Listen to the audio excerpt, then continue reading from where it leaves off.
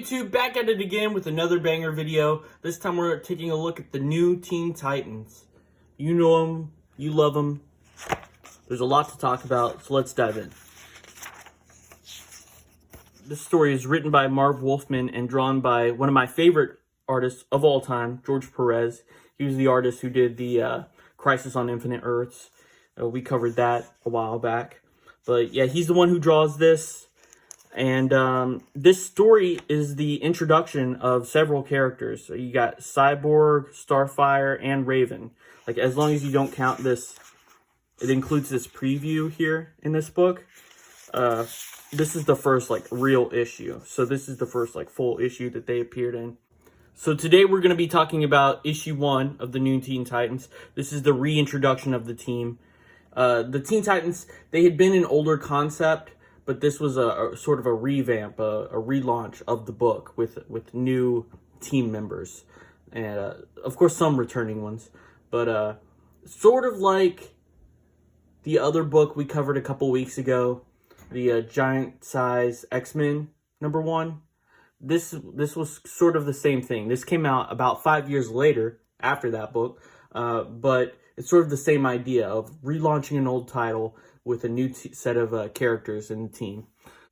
And I've always said that they were equivalent of each other, just like, you know, Avengers and the Justice League. You have the Teen Titans and the X-Men. But let's get into the story. So it starts off with this teaser page. We see there's a swarm of aliens looking down on the new team. And it starts off with this sort of like the beginning of the first Star Wars movie, where they're out in outer space and Leia's trying to escape. But in this case, it's Starfire. And she makes it to the escape pod and or escape spaceship, and is able to make it out of this. This is a race of aliens that are slavers. So they go around to different planets and take slaves. And she was able to make it out of there. And she starts heading for the nearest planet, which just so happens to be Earth. That's sort of the prologue. This is where Chapter 1 begins. So Chapter 1, it starts at the Wayne Foundation in Midtown, Gotham City. Now, at this point in the comics, I think Bruce and Dick Grayson, they weren't living at Wayne Mansion anymore, at Wayne Manor.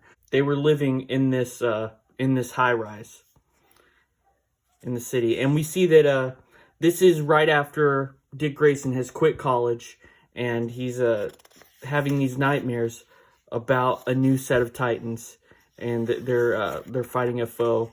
And he's like, who are these people? He doesn't recognize some of them. And then this new character, Raven, appears. And Raven, in these first few issues, she's very mysterious. Like, she doesn't show up very often. She maybe will be like in 1 or 2 pages of a comic or of the story, and she never helps out in a fight. She's always just like kind of giving them enough breadcrumbs to like get them through the story. So in this issue, she's bringing the team together. She's warning them there's like a coming danger and they all need to be ready. She tells Dick Grayson, she's like, you need to reform the Titans. You got to call Wally West, you know, the Kid Flash, and get him on board. And he initially turns him down. So Raven has to go visit him personally and convince him. She tells Dick Grayson to go out to this certain building. And at that building, we see Wonder Girl, Donna Troy. This is where she was rescued as a little girl by Wonder Woman. And she was taken to live with the Amazons. In the cartoon version of the Teen Titans, they didn't use as many characters. Like, I don't think Kid Flash was there or Wonder Girl, which is a shame because I like those characters.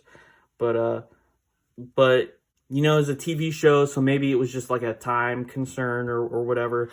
But in the comic, they're really good additions. Like, they add, I feel like, more to the dynamic. There's different personalities there.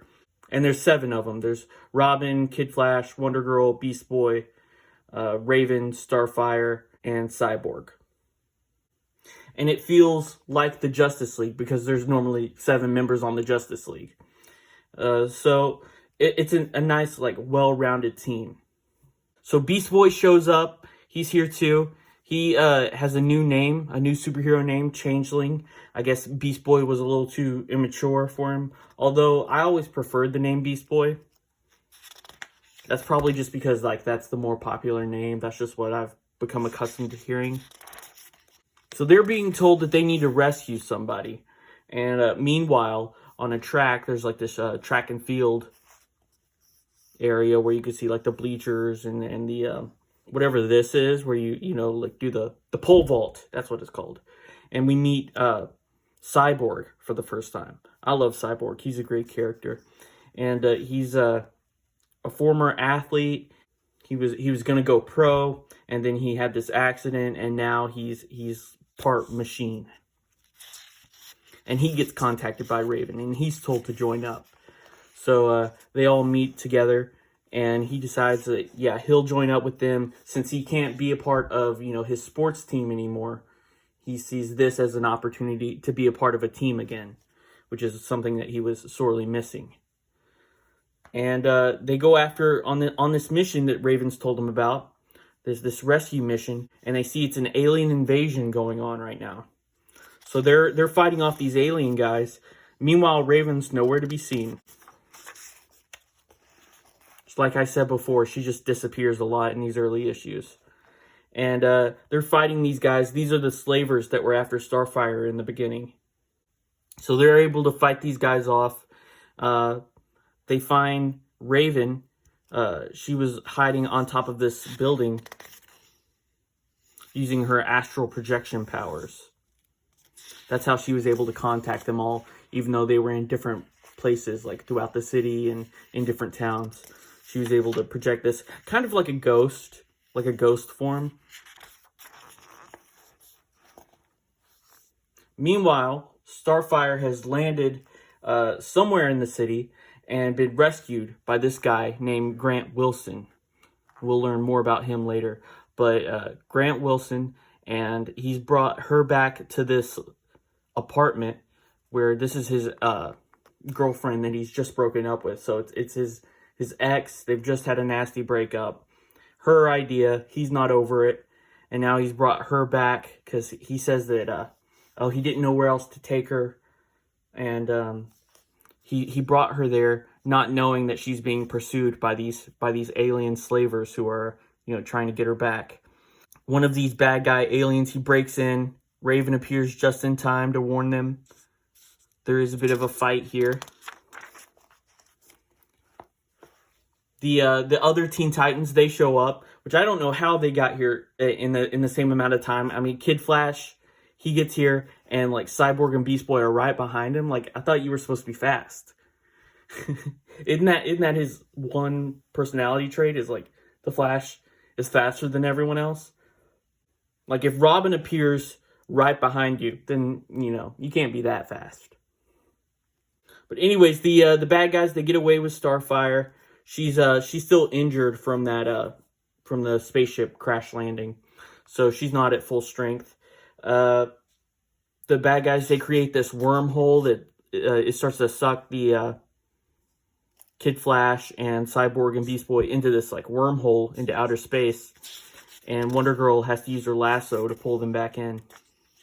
You can see down here at the bottom of the page, Grant Wilson, he gets mad at Robin. He's like, "Oh, you guys destroyed this apartment.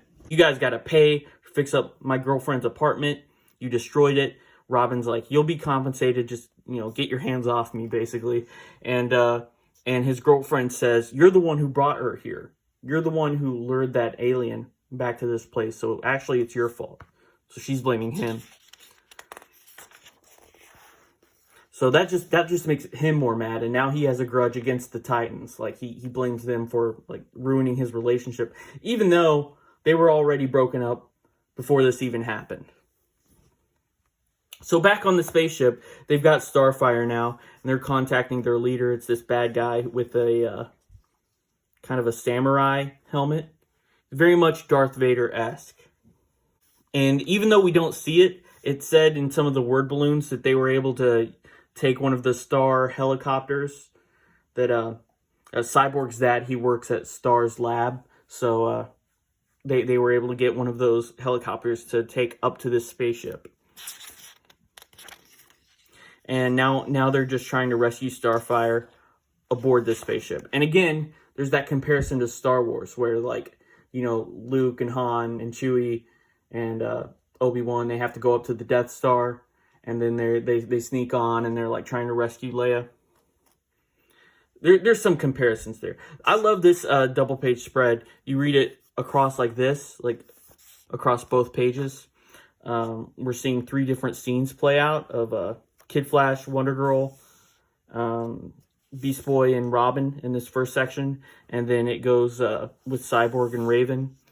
And Cyborg is trying to hack into this computer and cause like a self-destruct sequence in the spaceship. But he's having trouble since it's like alien technology. And Raven is able to telepathically contact Beast Boy and get him to come and help them out. And he turns into a mouse, and he's able to cross the wires. He crawls in there and he switches out these wires, and it causes the self-destruct sequence. So they all make their escape, and they watch the alien slaver ship blow up. And we see the Darth Vader guy. He's like, oh, well, I was going to kill those guys anyways. He is like Darth Vader. He has no problem killing his own men. He says, oh, well, perhaps it's for the best. Back on the ground, you know, they form this new team. But meanwhile, that Grant Wilson guy, you know, he's still harboring that grudge. And he's like watching from the shadows. So he comes back in the next issue, which I do plan on covering soon. I don't know if it'll be my next video, but I do want to cover issue 2 because it's real interesting as well. So thanks for watching. I appreciate it. Be sure to hit like, smash that subscribe button, and I'll see you in the next one. Thanks for watching. Bye.